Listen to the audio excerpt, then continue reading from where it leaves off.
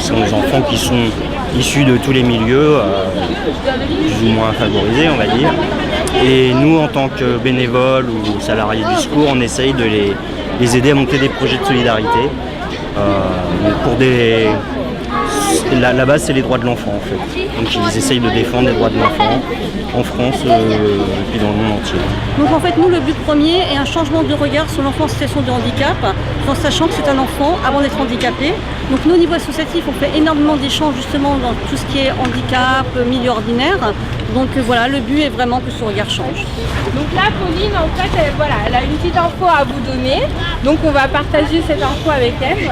Voilà, donc c'est justement une info qui vous permet de voir les difficultés à se déplacer encore de nos jours, malheureusement, quand on est en fauteuil roulant et quand on a un handicap. Donc moi, j'avais réservé, il y a un moment, un bateau spécial pour pouvoir accueillir des enfants handicapés sur ce bateau. Et il s'est avéré que les personnes ont oublié de mettre le petit point réservation d'un bateau pour enfants handicapés. Donc après négociation, on va pouvoir visiter quand même donc Strasbourg en bateau, mais que dans 1 heure. Et donc les enfants pourront venir avec nous.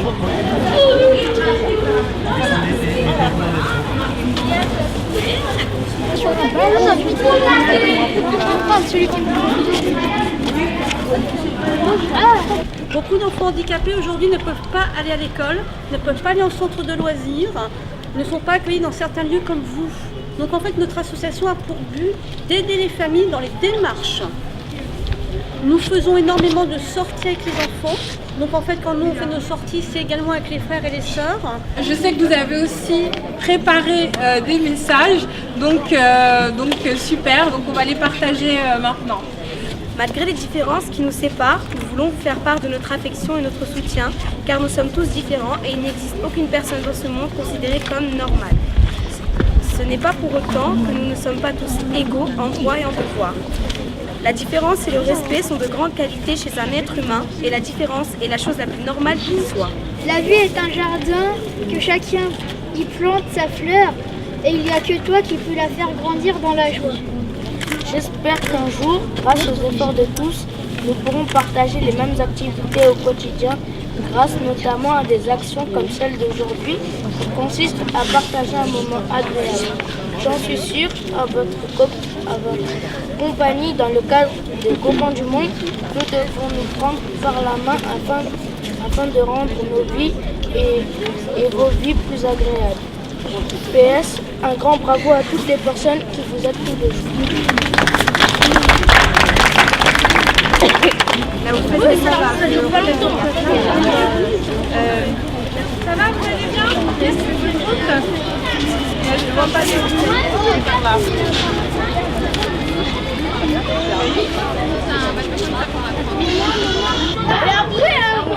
Il est retourné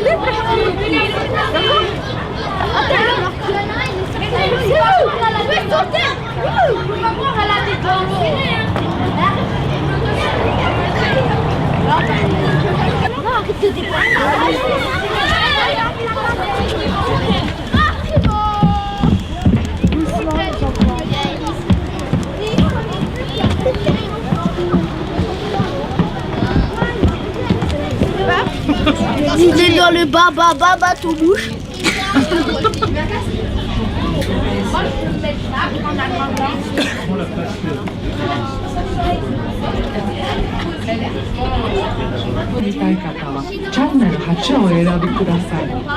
尊敬的游客朋友们，我们向您提供多种语言版本的旅游讲解。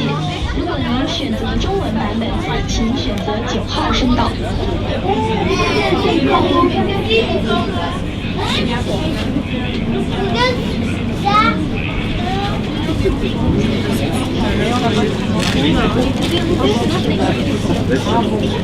On a fait le tour de Strasbourg mercredi dernier et en fauteuil roulant. Voilà, et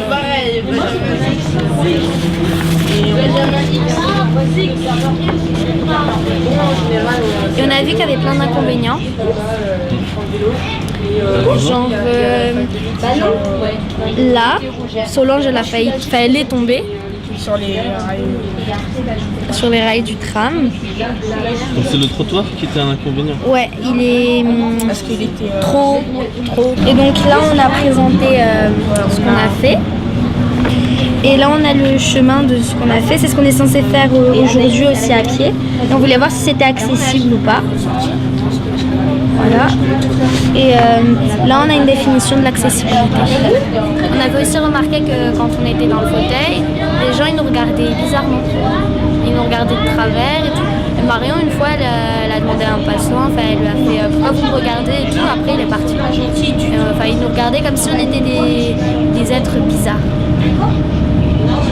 Comme si on n'était pas comme eux. Ouais.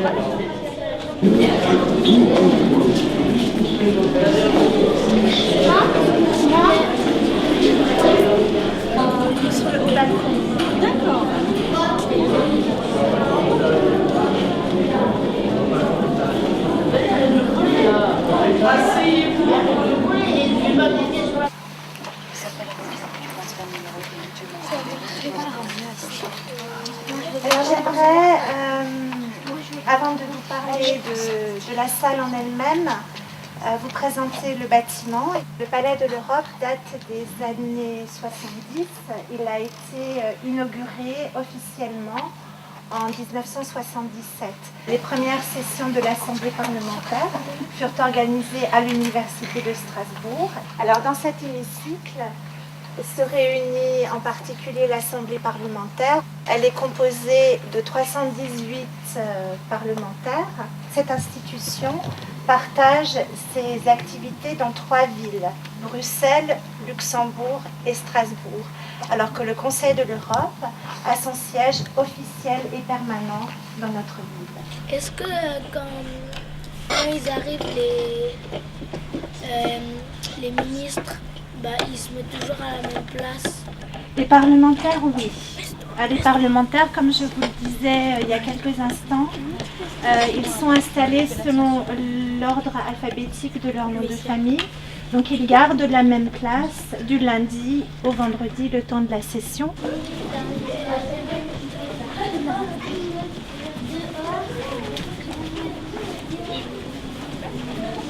C'est un petit peu votre moment, vous avez une dizaine de minutes, un petit peu plus, un petit quart d'heure, pour faire connaissance, pour discuter un petit peu de ce que vous faites au niveau de Copains du Monde.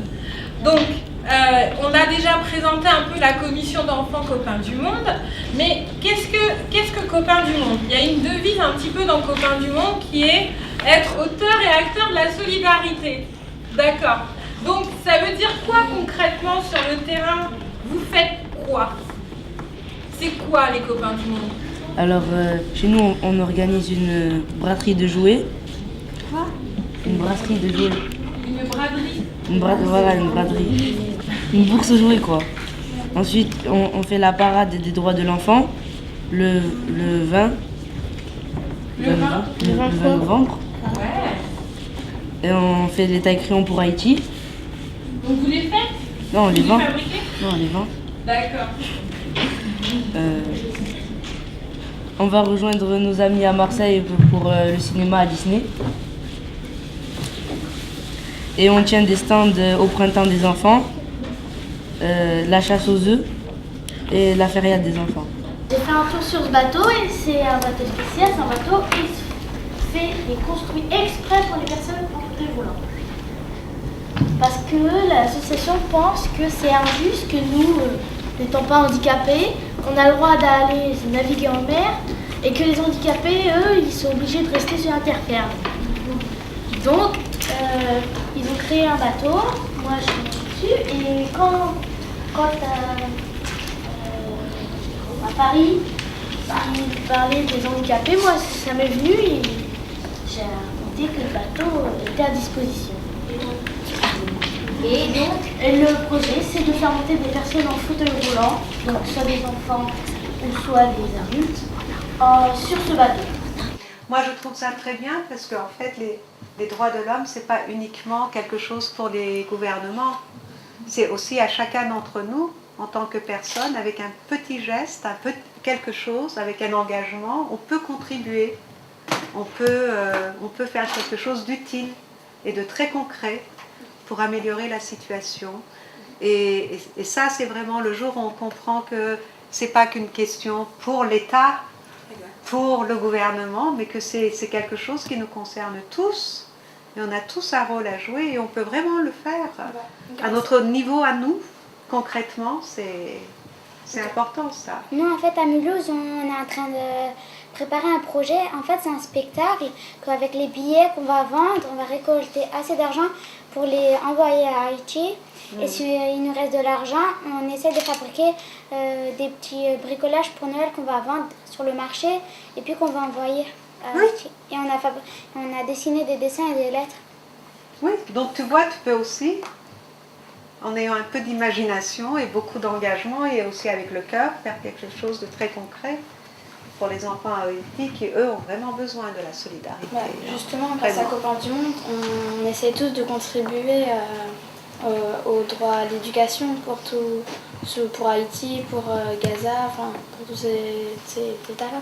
Quand vous le faites ensemble, pas uniquement en tant qu'individu, là vous voyez que vous êtes beaucoup plus fort aussi.